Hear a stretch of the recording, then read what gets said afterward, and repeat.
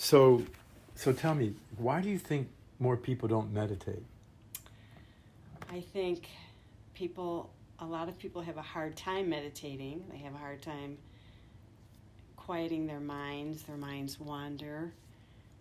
I think some people just think it takes too much time. They can't seem to find the time to squeeze it in. Yes. My first spiritual teacher, Philip Knight, before I met Tibetan Lamas, I had met India people like Swami Satchidananda and Vivekananda. Many other people influenced me. Yogananda influenced Theosophy. But my first spiritual teacher, Philip Knight, he said that he didn't think you could make it as a full human being. You couldn't make it to initiation or enlightenment unless you meditated. You couldn't make it to total happiness unless you meditated. And the thing that people don't get is that it creates time. When you meditate and you sit up straight and you silence your mind and you're seated in your heart or your soul or in your inner space, in your stillness, your mind doesn't wander and it doesn't sink and it doesn't fly away and it doesn't go over all these little data and you don't feel things and itch and scratch. You somehow quiet down your body and your feelings and emotions and your thinking. And the whole idea of meditation, I think, is to be completely still in such a way that you can hear the whole world, but not let any one thing or three or seven interrupt you. So the whole secret of meditation is right. There is no time. You have to create time. And when you meditate and you open up inner space and quiet, all of a sudden it seems like you have all the time in the world and there's plenty of room and you have the field of dreams opens up within you, the field of infinite possibility and potential in an awakened state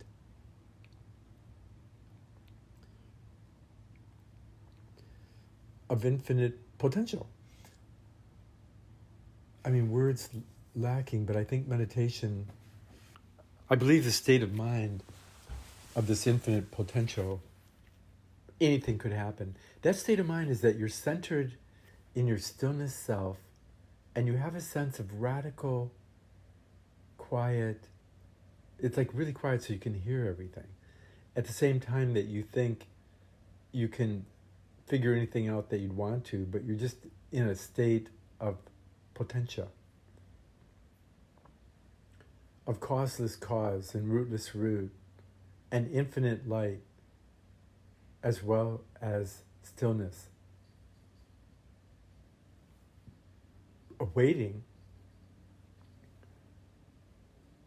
a true need or necessity, the mother of invention, necessity. And compassion, perhaps. That's the real mother of Buddha, the Christ or the Christos or the Hermes. So meditation creates time by creating space, of which all time comes and goes. And people think it's hard to meditate. I think the 101 state of meditation is to just basically sit up and tell your mind to show you everything it knows. The mind works kind of in opposite. So if you say, show me everything you know, it will be still. The thinking head is time. Things begin and end and you can't hang on to any thought. So if you consider your heart as space and as inner space and your head is thinking in time, then when you let go of your breath or breathe in, emptying your perceptions into your heart, and from your heart, telling yourself, show me everything you know, and think of space, the space not between objects or around an object, consciousness without object, space. I think meditation is consciousness without object. So 101 meditation is you breathe in the good and you breathe out the bad. You breathe in all the spiritual teachings from the books at Mayflower Bookshop and the Theosophical Society and the Anthroposophical Society and the Philosophical Society. These are like social milieus, invisible social schools, you might say. You breathe in the good and you breathe out the bad. You imagine there's a lake at the realm of your heart, and on the other side of the lake is a beautiful mountain with a star overhead. And you imagine that the lake at your heart level is so calm that it perfectly reflects the mountain and the star, which is a reflection of the heights of your thinking and your higher self. I mean, at an elementary level, you have this kind of either guided meditation to stillness. At some point, you have to be left alone with yourself. You have to turn everything off. And if you don't turn everything off and stop your mind and be rooted in your heart, sit still in your heart, I dare say you're not here, that nobody's here. And people are on medications and drugs and alcohol and TV and electronics and noise so that they're always moving and they never hold still. But this whole idea that the earth can be spinning at such a rate around the sun, and the sun's going around another sun, and the whole galaxy's going around another galaxy and a super galaxy, and on, wheels within wheels. This idea that we could be alone with ourselves. Plato thought that the process of illumination, purification, illumination, communion with the virtues and higher proclivities, higher self, God, the Sophia, call it whatever you like. It had to do with this journey, this flight of the alone to the alone, the all one, not the atonement, but the at one-ment with divine spirit, the spirit of the world, the mind of the world, and the stillness of the world is the Spirit, Son, and Father, the ancient mysteries of NeoPlatonism as the deity or the creator, the oneness, and the universal mind, and the spirit of the world soul. The everything, nothing in a mind, which I call the yoga mind in my book, Astrological Aspects, the Art, I call it yoga mind. It's a trinity of everything, nothing in your mind. This kind of stillness and movement in your mind. Like in the I Ching, they have the moving lines and the unmoving lines, and there's this you looking at that, and that mind that we have, that from stillness we look at something and then we go back to stillness. That's 101, is just like this purification. Breathe in the good, breathe out the bad. Try to sit in your heart.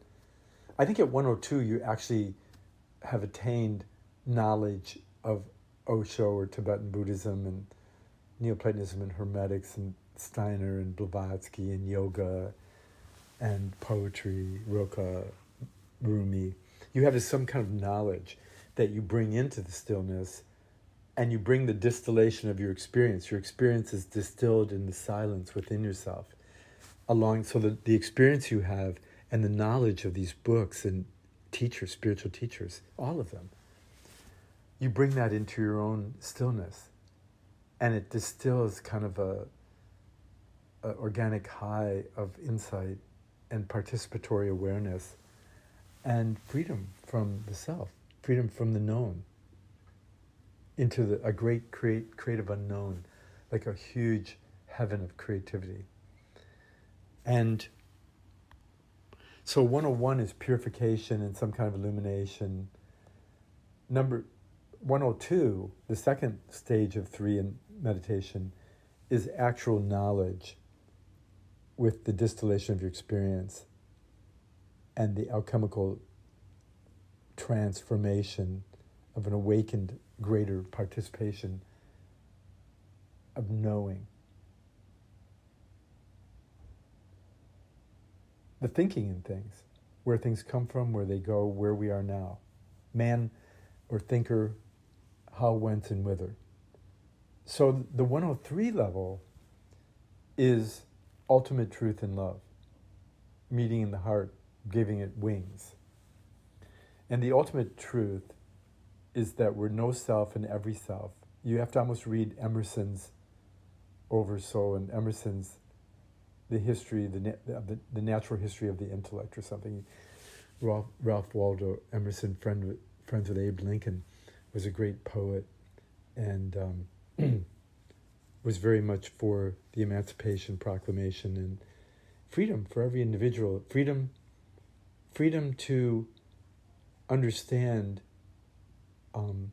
in theosophical terms, in Rosicrucian wisdom, to understand, and this is a great contribution of H.P.Blavatsky, to understand a unified field of cosmogony, an organic wholeness of what Steiner would call the seven earth evolution. Blavatsky in The Secret Doctrine called it the seven rounds, of which we're on the fourth most materialistic earth. And and the idea of reincarnation and karma,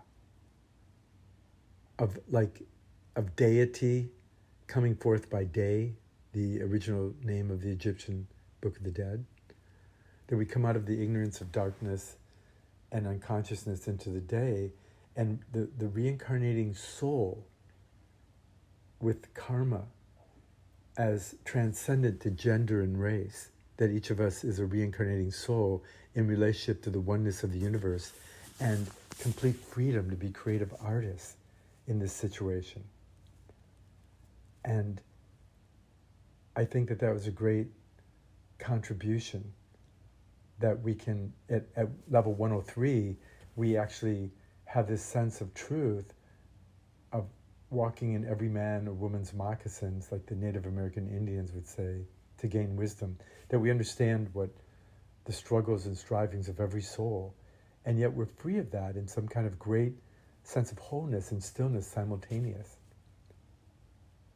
A space that allows duality to exist simultaneously, and that we can not only hold the tension of opposites, we can be the midwife for the birth of a higher self within each of us, ourselves, starting with ourselves.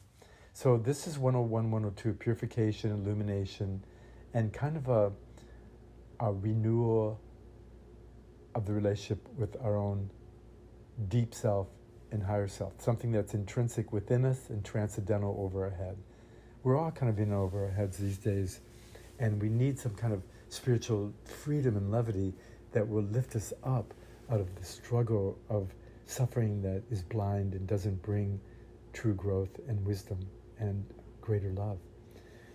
So the mysteries of greater love and truth, we'll try to tackle that at next time, but I think this 12 or 13 minutes here has been well spent. This is Robert Thibodeau of Mayflower Bookshop, mayflowerbookshop.com, and on the YouTube channel with new songs. I write songs and give little talks. So, and I give astrological consultations, intuitive psychic readings. So Robert Thibodeau, mayflowerbookshop.com, mayflowerbookshop.com online, and find my YouTube channel, and try to find me on Facebook too. I try to appear in different places to share these spiritual teachings. Wherever you are, I'll be there. Bless your heart.